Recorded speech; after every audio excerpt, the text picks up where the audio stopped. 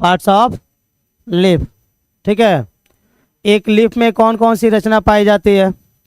जैसे कि हमने बताया था, ठीक है, कि पत्ती जो है, लीफ जो है, क्या है बाबू? सब पौधों के शाखाओं पर उपस्थित एक ऐसी रचना है जो प्रकाश संश्लेषण के द्वारा भोजन का निर्माण करती है ना।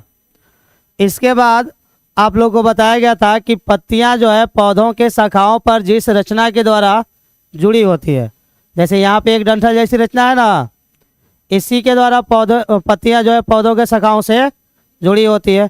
तो इस भाग को हम लोग क्या कहते हैं बाबू?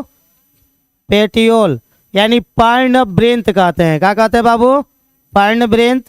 ठीक है, पर्णवृंत मतलब एक ऐसी रचना जिसकी सहायता से पत्तियां पौधों के शाखाओं से क्या होती है? जुड़ी होती है।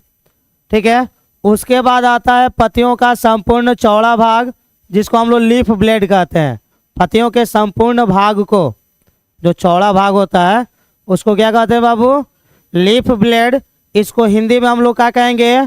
पर्णफलक। क्या कहेंगे बाबू? पर्णफलक।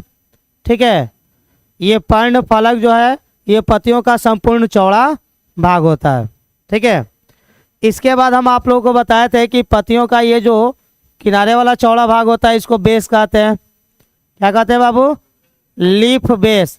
यानी पत्तियों का जो चौड़ा आधारीय भाग होता है ये, इसके अंतिम सिरे को हम लोग टिप भी कहते हैं और इसको एपेक्स भी कहते हैं। ठीक है, टिप या एपेक्स यानी सबसे किनारा वाला हिस्सा, पतला किनारा वाला भाग।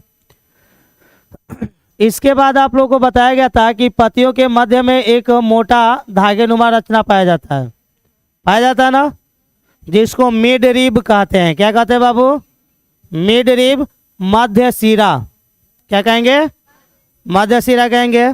ठीक है, अब क्या होता है बाबू कि इस मध्य सिरा से कुछ अन्य सिराएं निकली होती है, कुछ शाखाएं निकली होती है ना। इन शाखाओं को देखो, यहाँ पे क्या लिखा है बाबू? भेन लिखा है। क्या लिखा है? भेन। जो शाखाएं यहाँ से निकलती है, मध्य सिरा से जो ब्रांच निकलता है, उस ब्रांच को क्या कहते हैं? भेन कहते हैं, सिरा कहते हैं। सिराएं जो है अंततः शाखाओं में विभक्त हो जाती है। शाखाओं में क्या हो जाती है बाबू? विभक्त हो जाती है, जिन्हें वेन्यूल्स कहते हैं। क्या कहते हैं? वेन्यूल्स।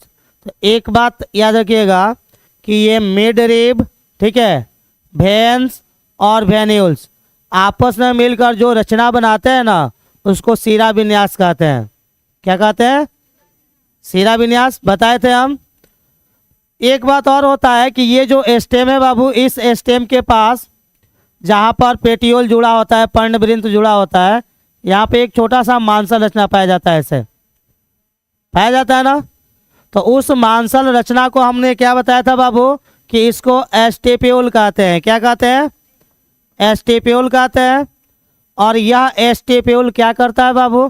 तो इस एस्टेपियोल में यह कैपेसिटी होती है कि वह नए शाखाओं, ठीक है, पुष्प और फल के रूप में विकसित होने की कैपेसिटी होती है। किसमें? एस्टेपियोल में। ठीक है, तो ये कंडीशन होता है लीफ के साथ। बंद करो।